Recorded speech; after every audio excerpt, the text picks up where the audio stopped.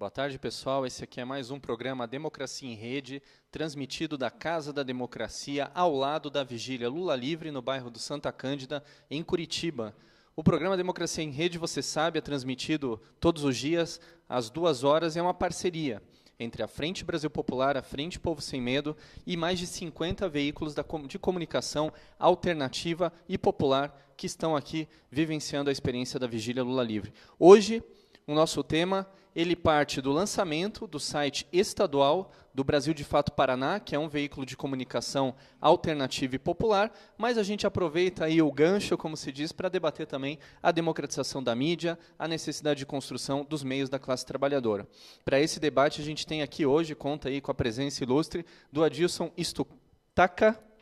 Istuzata, que ele é integrante da CUT Paraná e também integrante da FETEC, que é a Federação dos Trabalhadores Bancários, que tem uma experiência aí de comunicação conjunta também com o Brasil de Fato, ele vai explicar para a gente. A Raquel Bragato, que é da Frentex, que faz parte do Fórum Nacional de Democratização da Comunicação. Boa tarde, Raquel, obrigado aí pela presença, que é uma ferramenta aí de luta pela democratização da mídia. E aqui também com a redação do Brasil de Fato Paraná, a Laís Melo, que é responsável aí por gerenciar o site regional, vai contar um pouco para a gente sobre o site. Boa tarde, Laís. E o Fred Vasconcelos, que é o editor do tabloide impresso do Brasil de Fato Paraná, que já está circulando nas ruas de Curitiba há pelo menos 2 anos. Eu sou Pedro Carrano, também sou do Brasil de Fato, também estou na comunicação da Vigília. E a gente já entra aqui no nosso debate, Laís, para você explicar um pouco como que se dá essa página estadual. É um esforço de integração de uma ferramenta que se pretende nacional, que acontece também em outros estados, e uma ferramenta importante, na medida que os veículos comerciais já têm as suas páginas estaduais. O que significa e conta um pouco do processo para a gente chegar nesse lançamento hoje. Boa tarde, Pedro. Boa tarde, gente. Hoje estamos aqui para anunciar essa pequena grande conquista, né, que é o site regional do Brasil de Fato Paraná. Mas antes disso, eu acho legal a gente recapitular um pouquinho da história, né, desse processo todo. Já são anos aí de luta para a construção desse veículo da classe trabalhadora, né? A gente tem aí um cenário em que 50% dos grandes veículos de comunicação estão concentrados na mão de 5 famílias. E esses atos de resistência se tornam ainda mais necessários num cenário de golpe, de ataque à democracia. Então, o Brasil de Fato Nacional surge em 2003, o Paraná já segue, né, com uma relação de correspondência desde então. Em 2014, a gente lança a edição 0 do tabloide impresso, e a partir de 2016, a gente lança essa publicação impressa, passa a ser a semanal, com 20 mil exemplares distribuídos em 26 cidades aqui do estado do Paraná. E desde então a gente também vem construindo a rádio, que tem um programa semanal, a Rede Lula Livre, que acontece aqui na Vigília diariamente.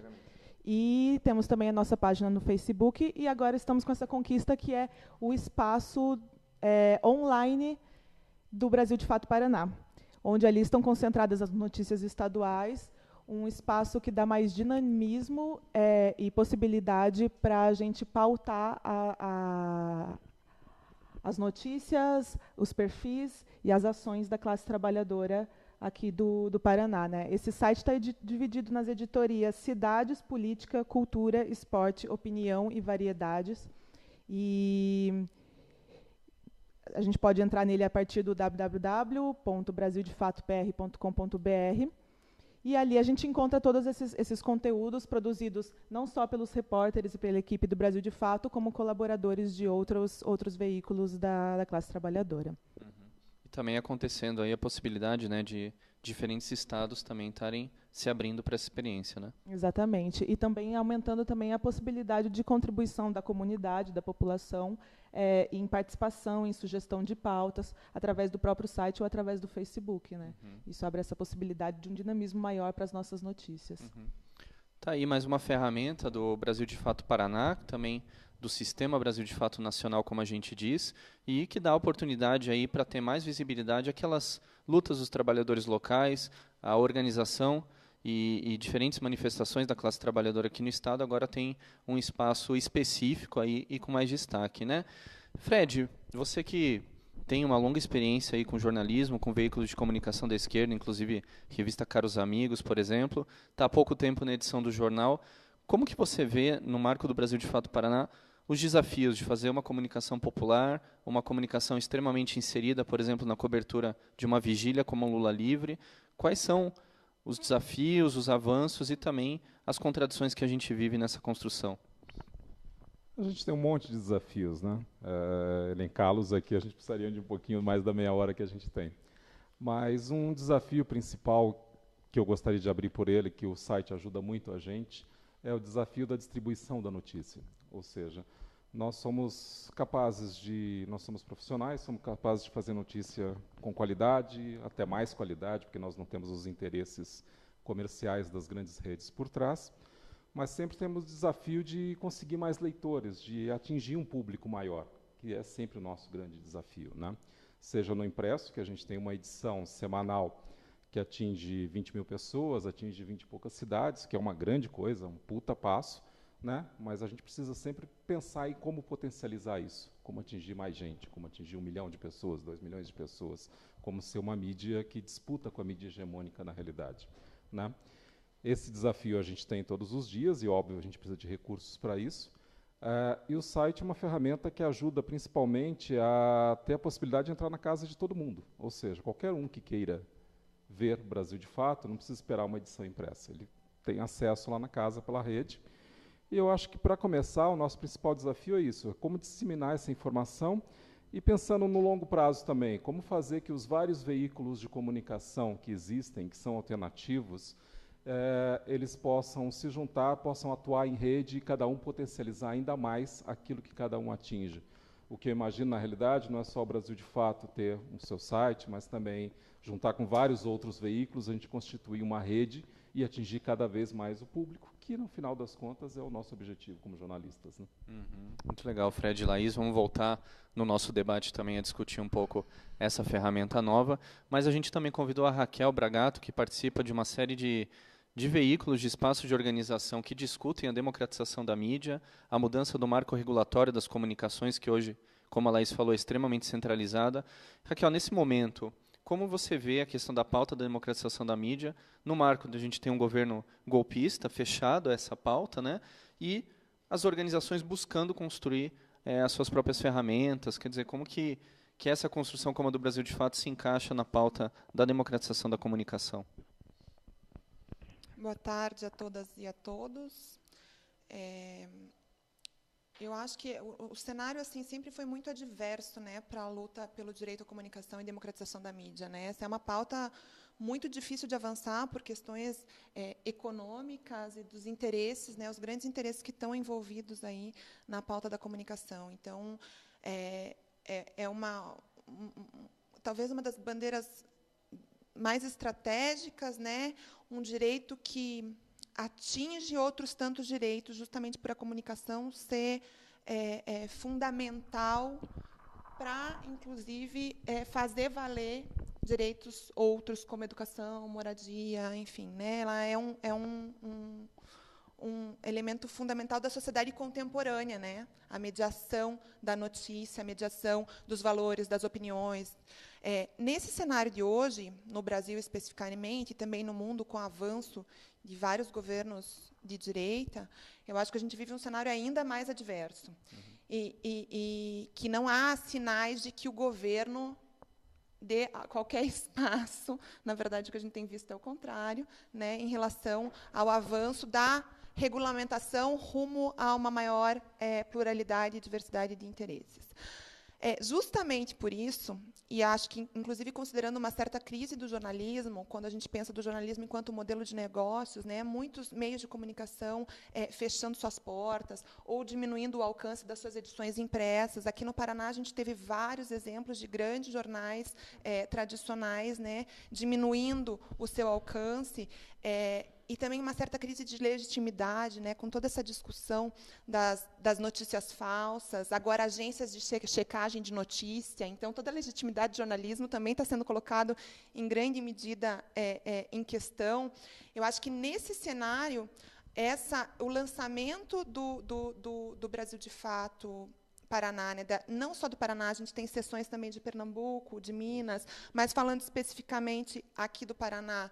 E a permanência dessa tiragem semanal nesse contexto, eu acho que é algo a ser comemorado, assim, e ser dada uma devida importância para isso, porque é um cenário, de fato, muito adverso, não só para a democratização da mídia, mas também para o jornalismo enquanto prática ética e legítima, digamos. Então, acho que é algo fundamental, assim, que a gente precisa valorizar. Uma pequena, como disse a Laís, é uma pequena grande conquista, né? E interessante, né, Raquel, como mesmo nesse cenário adverso tem surgido algumas tentativas de experiência, seja de coletivos, de jornalistas, de espaços também que sempre estão aqui com a gente. Hoje não puderam estar, mas o Terra Sem Males, que é um site, a experiência do porém.net. É interessante também, se a gente olhar 2013, por exemplo, não havia nenhuma dessas experiências aqui no Paraná das quais a gente está falando, né? Sim, acho que 2013 dá para analisar sob várias perspectivas. Acho que foi um ano, uma miríade de experiências, mas propiciou, sim, o nascimento de inúmeras experiências. Inclusive, se a gente pensar aqui na transmissão, também a iniciativa dos próprios ninjas, né? Essa ideia dessa transmissão online do acontecimento direta. A gente tem algumas experiências que são bastante interessantes e bastante, talvez, micro-revoluções, assim. Acho que a gente está pensando um pouco em como trabalhar isso, o aspecto de ser ponto, pensar em rede. Eu acho que essas são respostas que não são novas, né? Vale lembrar que o Brasil, de fato, enquanto veículo nacional, nasce no Fórum Social Mundial, em 2003, e dentro do Fórum a gente tem, desde 2009, o Fórum Mundial de Mídia Livre, que é essa articulação das mídias que trabalham com a ideia de democratização da comunicação, direito à comunicação, as mídias dos trabalhadores. Então, uma tentativa já de trabalhar em rede, né? A internet também propicia isso em alguma medida, né? Legal, Raquel. Adilson, seja a experiência que a gente está falando hoje aqui do Paraná, mas também as de Minas, Pernambuco, Rio de Janeiro, experiências novas como a da Paraíba e Rio Grande do Norte, têm em comum sempre contar com o apoio do movimento sindical, seja nos anúncios que aparecem nos jornais, seja também de estar colocando as suas pautas e trazendo a pauta dos trabalhadores. E vocês aqui na FETEC do Paraná tiveram uma experiência muito interessante de realmente se apropriar do Brasil de Fato e usar como instrumento de comunicação. Você podia, não vou entrar muito aqui, queria que você contasse um pouco para a gente como que se deu isso, né? Obrigado, Pedro. Agradecer o convite para participar desse debate e dizer que a nossa Federação dos Bancários da CUT do Paraná acredita nesse movimento, acredita na estratégia de que o Brasil, de fato, possa liderar esse grupo de entidades do campo popular democrático para que a gente possa ter um ordenamento e fortalecimento das nossas comunicações com as nossas visões, né, porque hoje a mídia publicitária, tradicional, financeira, elas pautam principalmente as notícias políticas, que são as que definem o rumo do nosso país. Os grandes patrocinadores, como os bancos, financiam e pautam a imprensa nacional para divulgar o que eles querem. E isso isso depõe muito contra a democracia. Instrumentos como o Brasil de Fato, que nós acreditamos, está no nosso planejamento estratégico, tanto é que, além de participar de todo o processo, a gente faz um esforço de distribuição também. Sabe que o processo de distribuição, entregar o jornal porta a porta, na rua, na calçada, na cidade, nas escolas, é desafiador, requer muita gente, muita mobilização. Nós acreditamos que o Brasil, de fato, possa liderar não só o conteúdo da produção, porque a gente colabora nesse aspecto também e quer colaborar ainda mais, mas o Brasil, de fato, seja um instrumento de pensar as estratégias, reunindo nesse grupo, nesse bloco, pensamento de forma muito estratégica de como que a gente vai combater. Porque nós fizemos o ano passado, e eu até vou revelar aqui dados até para refletir, nós pesquisamos com os bancários do Paraná por onde que ele recebe as notícias. Né? Então, eu vou até colar para não errar o número. Veja só, o principal instrumento que ele busca informação é a internet, com 33%. Em segundo lugar, é a televisão. Imagino que televisão aberta, com 29%. Em terceiro lugar, são os jornais impressos, no caso do Brasil de Fato. E, em quarto lugar, as rádios com 10%. Aí dilui televisão e outros mecanismos de comunicação. Então, o desafio da classe trabalhadora em fazer a apresentação do nosso ponto de vista é desafiador, porque ele é descentralizado. A nossa comunicação ela tem que estar em todos os locais. Tem que ser o jornal impresso, tem que ser o Facebook, tem que ser o jornal, as notícias do site, e também, eventualmente, caminhar para a experiência da rádio também que vocês têm. Então, na nossa visão, como disse e repito, a nossa Federação dos Bancários da CUT do Paraná está, na sua estratégia, colaborar nesse processo de construção e fortalecimento das mídias populares. Obrigado, Adilson. Laís, a experiência do site regional estadual está extremamente recente, a gente está lançando hoje, vem de um período um pouco anterior, mas, num primeiro olhar, despontam pelo menos duas coisas. Um maior espaço para poder relatar lutas locais de diferentes movimentos que estão acontecendo, moradores de rua, etc., né? E também um acompanhamento da Vigília Lula Livre, que tem se dado de maneira com pessoas destacadas para cá, o aprofundamento. É um pouco isso, o que a gente ainda precisa avançar? Queria uma visão tua nesse sentido. É isso, a gente está com uma equipe acompanhando aqui cotidianamente, né, a Vigília Lula Livre, desde os fatos políticos grandes, as visitas que o Lula recebe, também o cotidiano desse espaço de resistência, o perfil das pessoas que estão aqui resistindo pela democracia e pela liberdade do Lula. Então, isso está concentrado no site, também está indo para o site nacional, mas ali concentrado no nosso site estadual. A gente tem acompanhado, como você mesmo disse, as lutas populares, a questão dos moradores de rua, a questão dos imigrantes, dos refugiados aqui no Paraná. Tem uma agenda política e cultural também cotidiana sendo alimentada. Acho que são questões que a gente ainda tem que avançar nesse sentido, né? Mapear melhor onde estão os eventos culturais promovidos por e para a classe trabalhadora. A questão do esporte também, a gente está se aprofundando também, como que está o movimento para além da Copa do Mundo, né? Um acompanhamento da Copa do Mundo, mas também como que está o movimento esportivo aqui no nosso estado, enfim, entre outras questões. Fred, notícias não faltam, mesmo nesse raio que o jornal busca abranger. A população, de alguma maneira, bem ou mal, está discutindo política. Acho que cada um aqui tem uma experiência de entrar na padaria ou entrar em algum lugar e as pessoas estarem querendo saber da política. E a gente sempre discute desse desafio, né, Fred, de quando transformar isso em algo que seja atraente ao leitor, que consiga realmente disputar aí com os grandes veículos, né? Não, esse é o nosso desafio todo dia, né? E eu acho que um dos grandes desafios, e nós nos colocamos à esquerda no espectro político, né? Nós somos bem claros de que lado nós estamos, ou seja, estamos do lado do trabalhador e dos mais pobres, é bom que isso fique claro, né?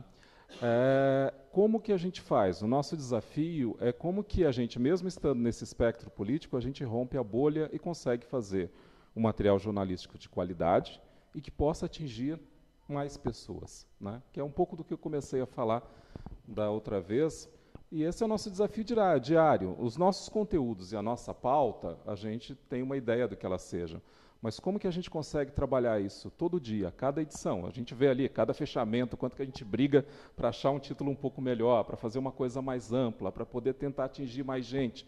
Porque o nosso jornal tem uma característica muito importante, que ele não é distribuído só para militantes ou para sindicatos, ele é distribuído para a população em geral. Né? É o principal público, né? É o principal público. Ele é entregue em ponto de ônibus, ele é entregue nas ruas, ele entregue... Não é desprezar o povo militante, pelo amor de Deus, nós só temos futuro como país por conta da nossa militância, né? Mas a gente, de algum jeito, e esse é o nosso grande desafio, temos que romper a bolha e falar para mais gente, né? É isso que a gente tenta todo dia. Às vezes consegue mais, às vezes consegue menos, né? Mas vamos tentando.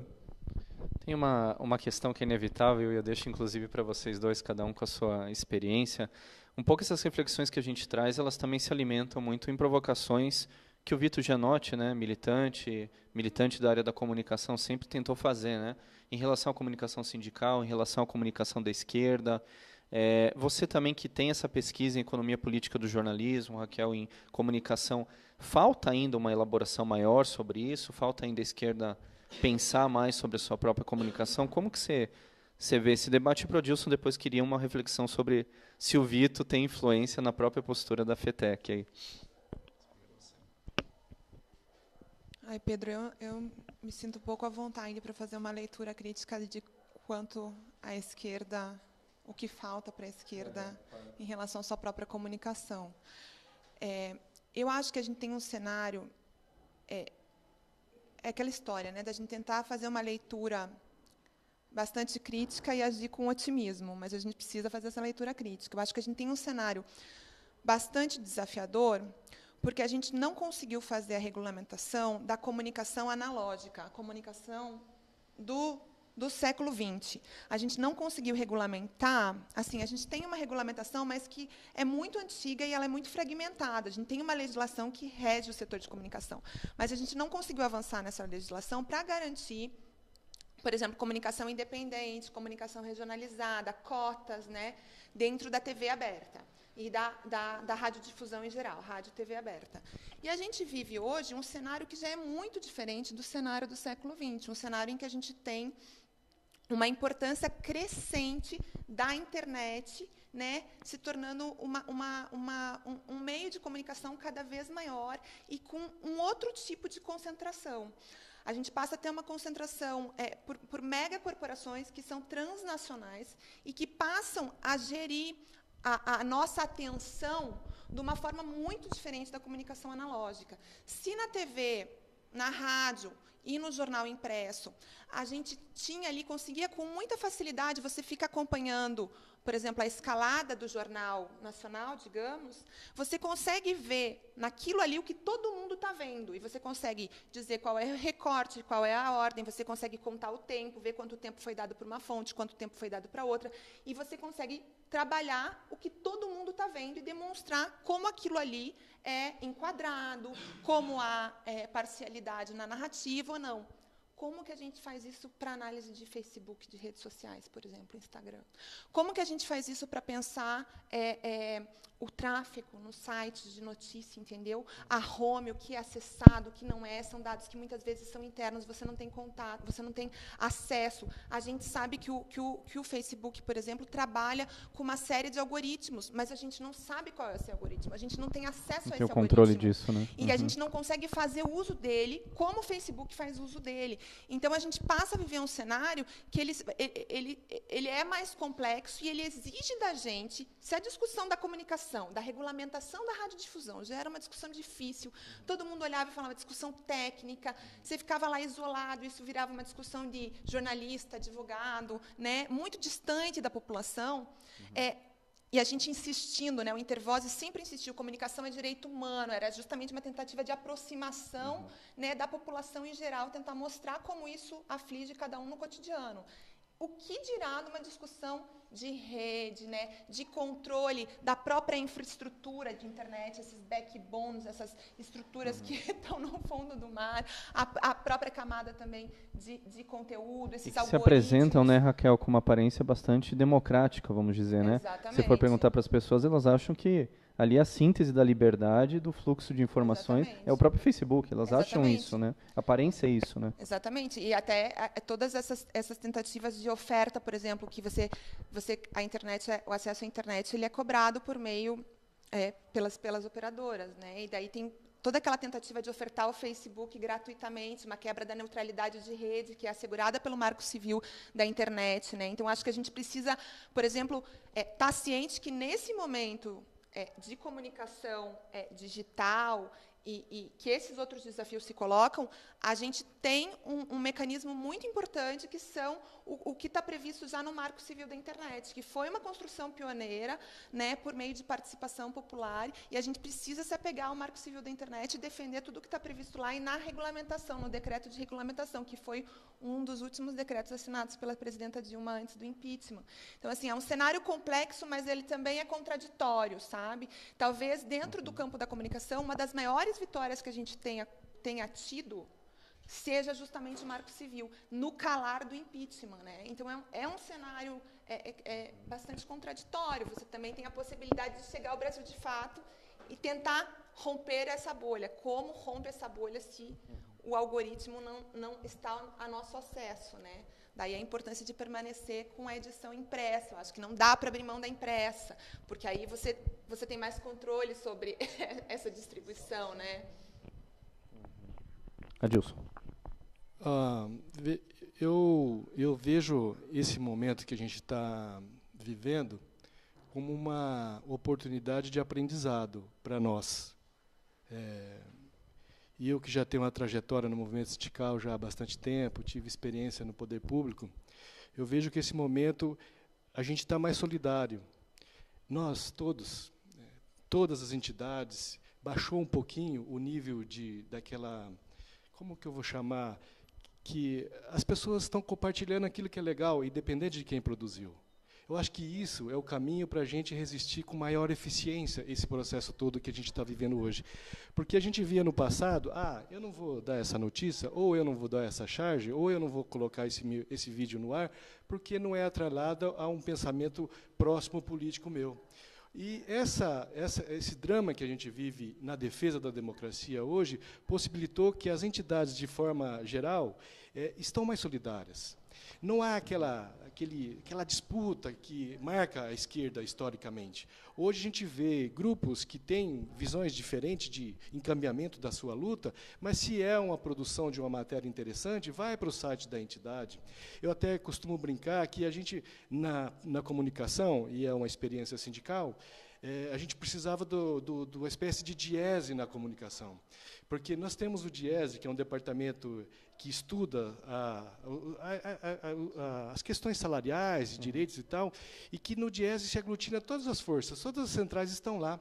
A gente precisava desse espaço, quem sabe o Brasil, de fato, possa liderar essa constituição desse grupo de pessoas que trabalham em rede, de forma colaborativa, solidária, para a gente, muitas vezes, dividir aquilo que está sendo produzido, porque, eventualmente, você vai produzir a mesma coisa, e compartilhar aquilo que ficou legal no outro espaço, né? E tem uma coisa interessante, né, Adilson, que eu fiquei pensando, vocês, pela FETEC, mesmo pelos bancários, vocês têm materiais já interessantes no marco do sindicato, a folha bancária mesmo, agora não sei se está todo de nome, mas ainda assim vocês fizeram uma opção por se apropriar do Brasil de Fato, para dialogar, inclusive, não só com a base de vocês, mas com o público que passava na banca, onde vocês distribuíam o jornal, de lá vocês faziam uma live, lendo as notícias do jornal.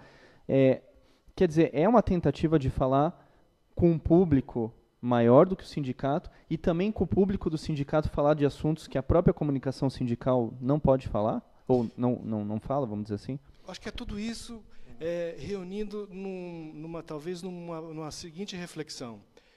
Nós temos que informar a classe trabalhadora que a notícia que ele vê na Rede Globo, ela não é imparcial.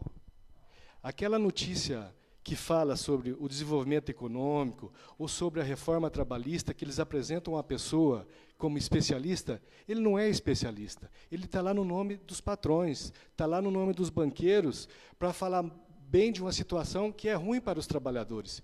Então, o nosso desafio nesse processo todo, quem sabe, é conscientizar todos os trabalhadores de que a comunicação, que a imprensa, ela é parcial e ela defende um modelo que não é o modelo que atende a maioria do povo. Então, talvez esse desafio de informar a todos essa situação seja o grande nó da nossa comunicação. Legal. A Raquel deu um gancho para a gente interessante nesse tema da militância, né, Laís? E você também que tem uma militância na área de cinema, uma militância social e também na comunicação, parece ser um elemento importante nessa construção do Brasil de Fato, né? Mesmo a questão da distribuição na rua. Apesar de a gente trabalhar com todas as ferramentas, a gente ainda prioriza ter também esse trabalho de rua, esse trabalho de conversa com as pessoas. Sim, eu acho que a gente está num cenário constante de resgate de memória, né, e disputa de narrativa. Quando a gente pensa como a história do mundo foi contada até então e por quem, e o contexto social, político e econômico que temos, né, e os desafios que temos a seguir, pensar esses veículos, esses espaços de diálogo é fundamental. Então, é importante, fundamental nesse sentido todo, pensar o que estamos comunicando, como estamos comunicando, que histórias estamos contando, como, sobre quem e, como já foi apontado, como estamos distribuindo esse material, né? Eu acho que esse é o grande gargalo nosso, assim. Eu penso desde a comunicação, também aqui falando um pouco do cinema, né? Como que essas produções de filmes e narrativas que olham para a história da classe trabalhadora chegam de fato para a classe trabalhadora, sendo esse um cenário de uma arte tão ainda burguesa, né, tão pouco acessível assim. Então, acho que são como é o Brasil de fato e como são as estratégias na comunicação e na arte, de alguma maneira se infiltrar nesse meio, né, para implodi-lo e ao mesmo tempo criar vias alternativas de diálogo. Pessoal, a gente está chegando aí quase nas considerações finais aqui do nosso programa, mas eu ainda queria provocar o Fred, que isso que a Laís trouxe no começo, né, dessa trajetória do Brasil de Fato, surge em 2003 como um jornal de assinatura semanal, no formato padrão. Ao longo do tempo ele vai vendo que esse formato tem tido dificuldades, passa para um formato agora de tabloides, né, gratuitos, de distribuição de rua, e também dialogando aí com as diferentes ferramentas das redes sociais. De alguma maneira, você também, na tua trajetória de jornalista, né, Fred, nos meios onde você teve, acompanhou um pouco essa trajetória. E que reflexão que você tem assim, sobre o espaço do impresso hoje? Né? Eu sou do século XX ainda, né? Então vai ser um pouco difícil das pessoas que estão entrando nesse mundo de rede agora entender. Então eu sou de um tempo em que a gente ficava esperando jornal na banca, né? Eu lembro, criancinha, lá nos anos 70, já faz tanto tempo, anos 70 do século XX, em que meu primeiro contato com jornalismo é que eu morava numa cidade do interior, muito pequena, em Minas, esperava o ônibus chegar para poder pegar o jornal e ler notícia do meu time, que era o Atlético Mineiro, não sei o quê. Isso com 7, 8 anos, gostava de futebol e meu primeiro contato com jornalismo era esse. Esse mundo acabou, né? Esse mundo hoje, você entra em qualquer computador, hoje um menino de 8, 7, 6 anos entra no computador e consegue ver o que está acontecendo em qualquer lugar do mundo dele. Ou seja, aquela minha expectativa de eu adorar o jornal que vai chegar e pegar correndo na banca para levar para casa, isso não existe. Então eu estou falando de um mundo que, de certa forma, acabou, né? Mas, ao mesmo tempo, o impresso ele ainda tem uma importância, que é de reunir as notícias. É isso que a gente tenta fazer. Hoje o nosso jornal ele não é mais para trazer as novidades do que acabou de acontecer. Impossível. A gente tem um jornal que é uma vez por semana, dali 10 segundos. A gente fechou o jornal, dali 10 segundos alguma coisa nova aconteceu. E vai estar na rede, vai estar no site, vai estar em algum lugar.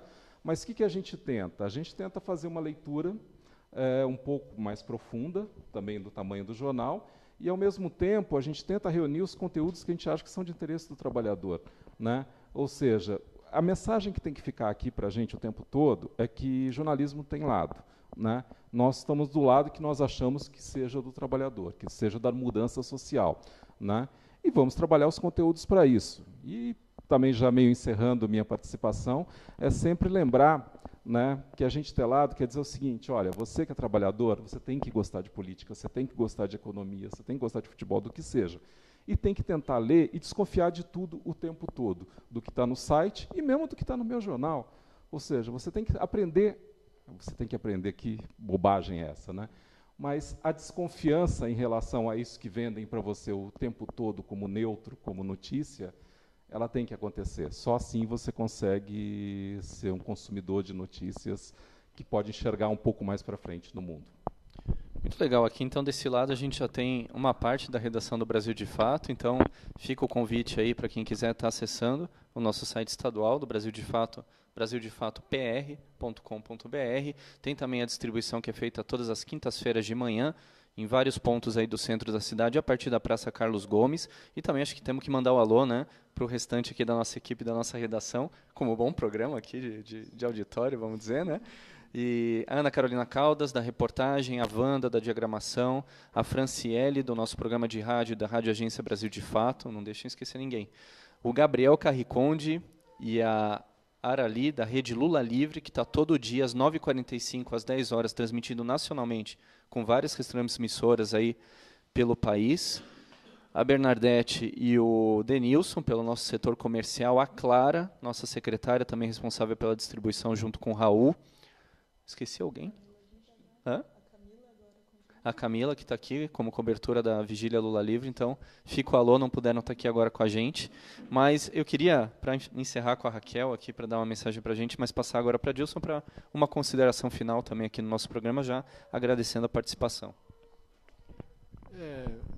Agradecer novamente em nome da nossa Federação dos Bancários da CUT, a oportunidade de dialogar nesse espaço democrático importante, de reflexão, e dizer que estamos juntos e naquilo que for possível vamos contribuir, quem sabe pesquisando um pouco mais os nossos trabalhadores para ver onde mais ele está buscando informação, para a gente produzir comunicação de forma científica que possa também alcançar todas aquelas pessoas que ainda não estão convencidas de que há, por trás dessa mídia comercial que é patrocinada pelos patrões, um interesse em mantê-los calmos e não defender os direitos que são justos pelo seu trabalho e pelo seu esforço. Um abraço a todos em nome da nossa Federação dos Bancários da CUT do Paraná. Raquel, sempre agradecendo o teu aporte que você dá para nossas experiências aí de comunicação. Estamos juntos também no debate da democratização da mídia. E o teu recado final aqui para a gente. Obrigada pelo convite. Eu acho que é sempre um prazer dialogar com o Brasil de Fato, com as iniciativas de comunicação popular. E saudar novamente, acho que é muito bom nesse cenário, de fato, ver o Brasil de Fato não só permanecer, mas crescer também, se expandir. Eu acho que, justamente pelo cenário, esse fato adquirir uma importância ainda maior, né? Acho que essa questão da divulgação é fundamental e acho que, junto com essa questão da produção da notícia, a gente tem um desafio que é sempre o desafio da formação para o próprio debate da comunicação, né? E aí eu acho que o Brasil, de fato, pode e cumpre também essa tarefa de contribuir para debater o próprio cenário das comunicações no Brasil, né? Tem uma meta-função também, além de debater toda a questão do contexto político, econômico, debater a própria comunicação. Acho que é uma tarefa também bastante fundamental aí que o Brasil de Fato cumpre. Obrigada. Obrigado, gente. Teremos vocês em outros programas, porque a gente sempre aborda aqui a democratização da mídia. Quero mandar um alô também para o Gibran, para o Manuel, do Porém.net, para a Paula Zarte Padilha, para o Joca Madruga, do Terra Sem Males, também para o nosso conselho aqui do Brasil de Fato, Daniel Mitelbach, Luiz Fernando Rodrigues, a Regina Cruz, o Fernando Marcelino, a Ednúbia Guise, que é uma construtora do Brasil de Fato, que nosso também, a Nayara Bittencourt, e vários outros militantes, sindicalistas, militantes de movimentos populares, Roberto Baggio, Adriano Oliveira, do MST, que o Brasil de Fato é isso, é nesse caldo da organização popular que a gente se levanta e que a gente faz a nossa comunicação. O Democracia em Rede, como você sabe, está todos os dias às 2 horas, às segundas-feiras e quintas, como a visita ao ex-presidente Lula. A gente também busca trazer os convidados em diferentes horários, mas estamos sempre aqui nessa unidade dos veículos de comunicação alternativos e buscando um outro mundo necessário e urgente. Obrigado e até a próxima.